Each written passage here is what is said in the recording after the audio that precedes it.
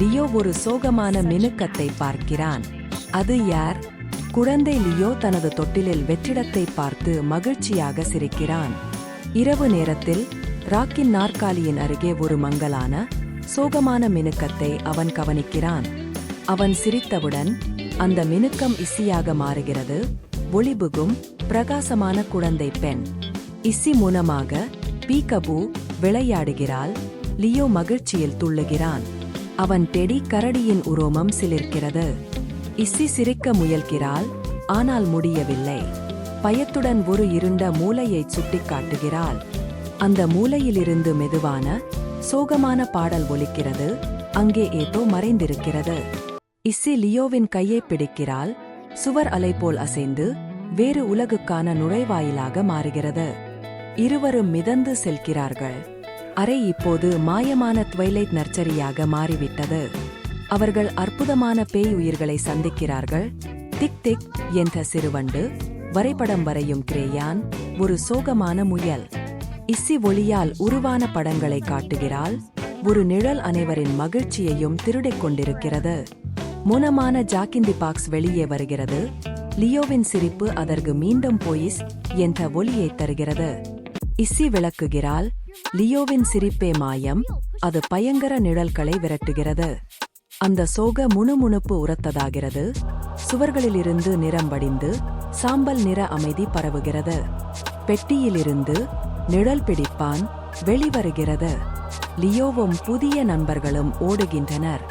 அவர்கள் ஒளிரும் தலையணைகளின் பின்னால் மறைகிறார்கள். தைரியமான டெடி கரடி காவலாக நிற்கிறது.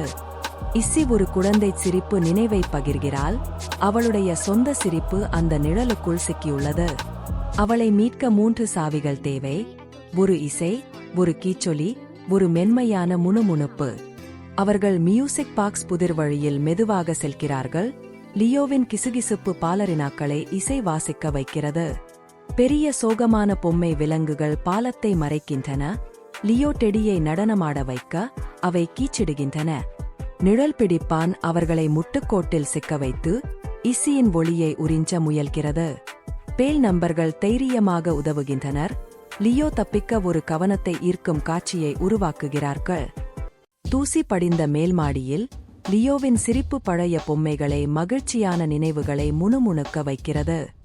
3 ஒளிரும் சாவிகளுடன் லியோ அந்த பெரிய நிழலை தைரியமாக எதிர்கொள்கிறான்.